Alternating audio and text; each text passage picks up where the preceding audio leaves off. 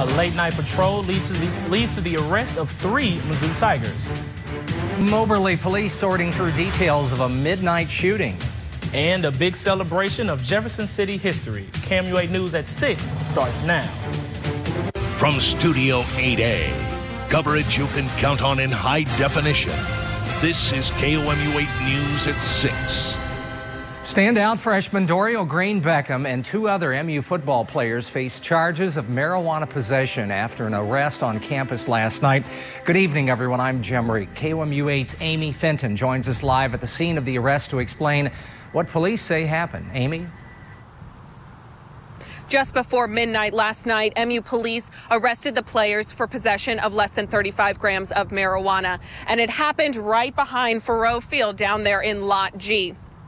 You can see here Green Beckham in his arrest mugshot. Team officials say he is suspended from play for this Saturday's game against Vanderbilt, as are linebacker Tory Boozer and wide receiver Levi Copeland, both who are freshmen. MU police say during a routine patrol, they saw a white Lincoln Navigator in Lot G with smoke inside the car. They say when they approached the car, they smelled marijuana. They arrested the 3, brought them to MU Police Department, and released them on summons. MU police say they did not treat this differently than any other marijuana possession case. We treat everybody the exact same with the arrest. Probably the only difference was the athletic department was notified also because they probably have stuff that they'll need to do from their end. But otherwise. There were a total of 5 people in the car.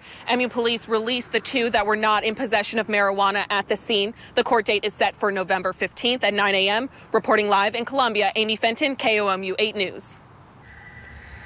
The athletic department is suspending all 5 players for this week's game against Vanderbilt. Chris Trevino is here to tell us what kind of a distraction this will be for Saturday night's game. Probably doesn't help, but I don't know that it'll have a huge impact because only the one player, Dorial Green Beckham, has been on the field at all this season. Now, he's quite a player, and that's why this gets so much attention, obviously, statewide and beyond, because as heralded recruit as there was in the country, came to the University of Missouri, and that's why DGB and Mizzou got so much attention then and is getting so much attention now. He just scored his first touchdown last Saturday. As you see, the Tigers win at Central Florida. He has 7 catches this year, 128 yards. Coach Gary Pinkel just said last weekend they want to get DGB more involved because of the special athlete he is, but obviously he won't be involved Saturday night against Vanderbilt. So that is the latest. We'll have a little more on this and much more ahead in sports. Well, weather-wise today, we warmed up a little warmer than we thought we would, but that's all ahead of a cold front, which tends to warm things up as it begins to make its passage through mid-Missouri. Live Doppler 8 First Alert radar showing nothing doing here in the viewing area. Way up north in Macon, Lynn, and Shelby County, we're looking at a little bit of spotty shower activity, but that's about all. Temperatures, they were from a high of 77 today, now 63 in Columbia, 67 in Jefferson City, and 52 already in Moberly. Quite a bit cooler over in Brunswick at 49 degrees. For the evening hours tonight, we're going to be looking at a mostly cloudy sky with the possibility of some showers. Temperatures about 9 o'clock in the mid-50s. More on the forecast coming up on KOMU8 News at 6. All right, thank you, Dave. Moberly police responded shortly after midnight to a house on Lee Street to find a 32-year-old woman with an apparent gunshot wound to the back. Police say they have a 44-year-old man in custody for the crime, but they won't release his or the victim's names. The suspect faces possible charges for first-degree assault and possession of drug paraphernalia. Many residents on Lee Street say the crime rate has increased over the last 5 years. Some are considering leaving the neighborhood, which is near downtown, while others aren't as worried.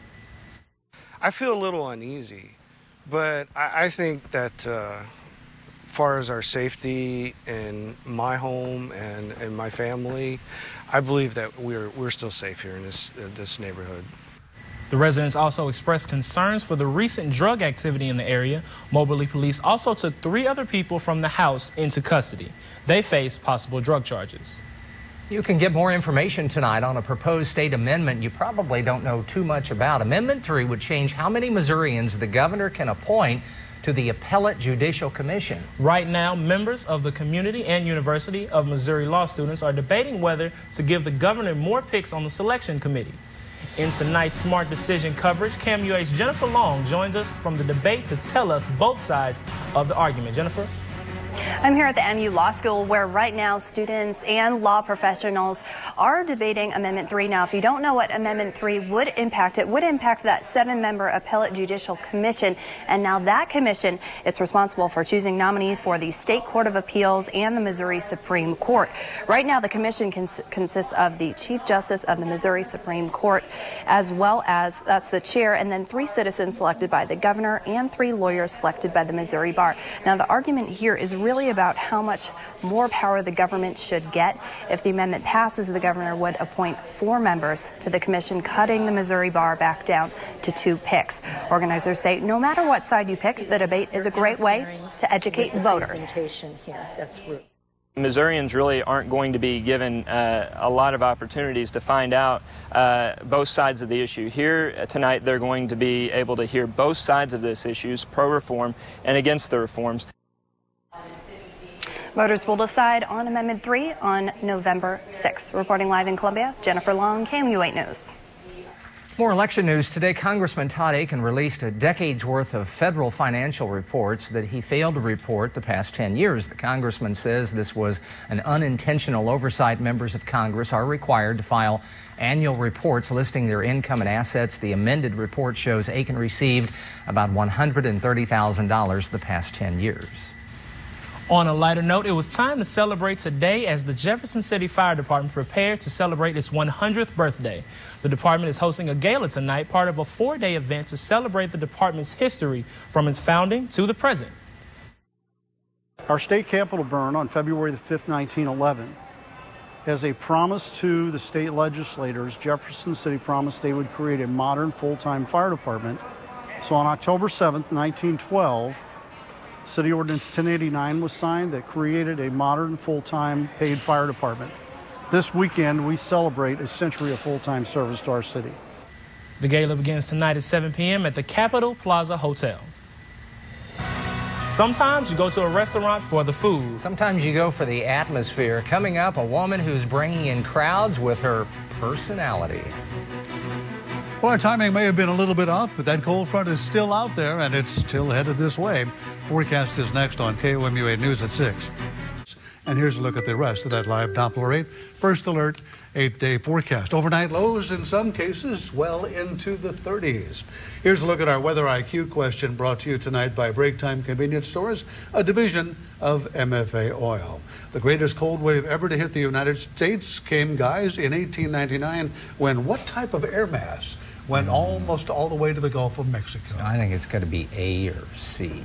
Continental polar, continental. I'm scared. I'm going to go with C. Continental. Yeah, I'm going to give polar. it to you because A and C would be pretty similar. Continental and polar, you know.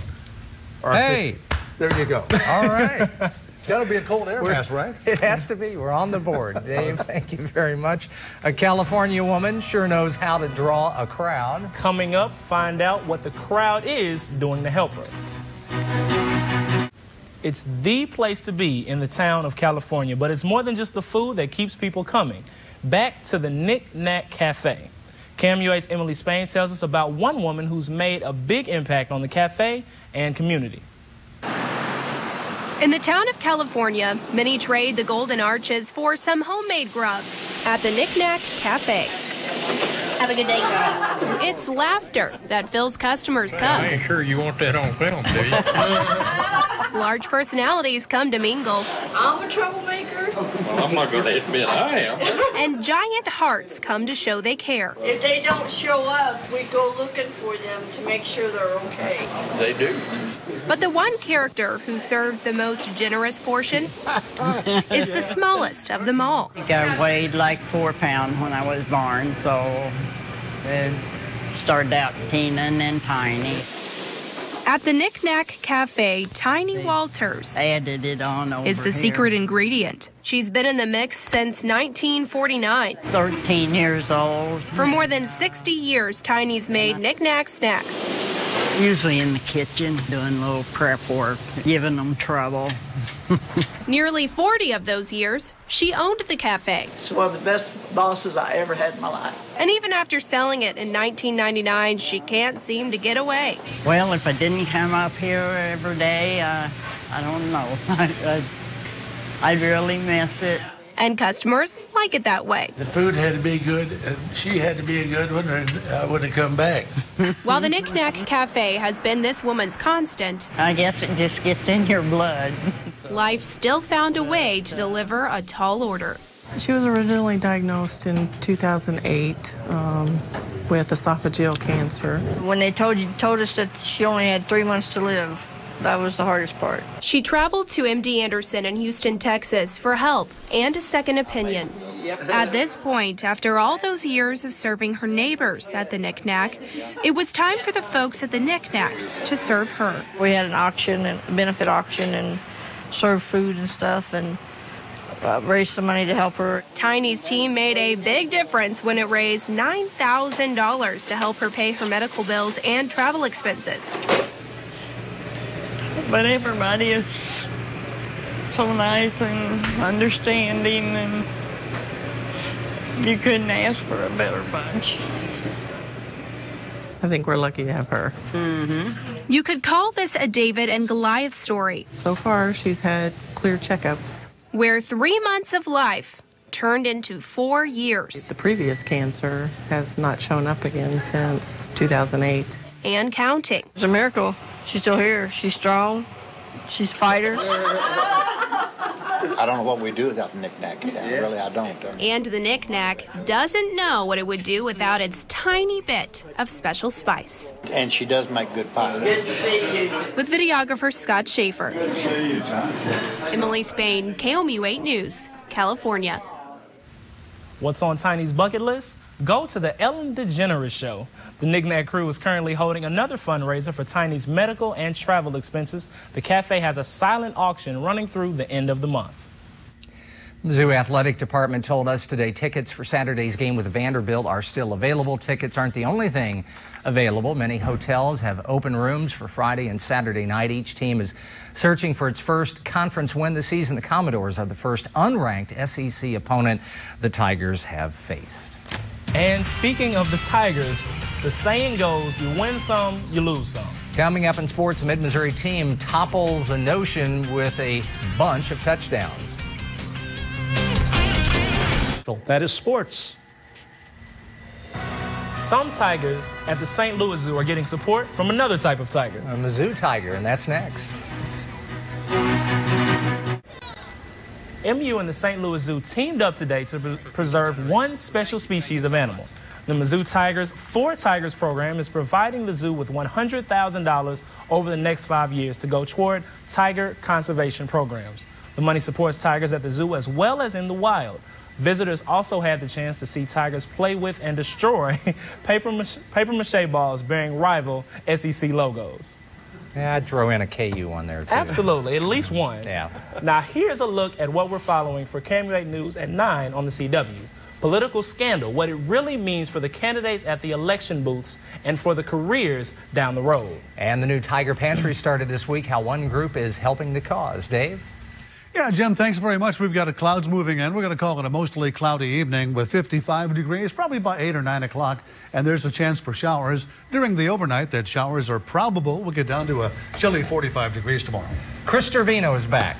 We hope you're feeling better. Yes, sir. I am. Thank you. And thanks for your kindness very much. Appreciate it. All right. We'll see you back here at 9 and 10.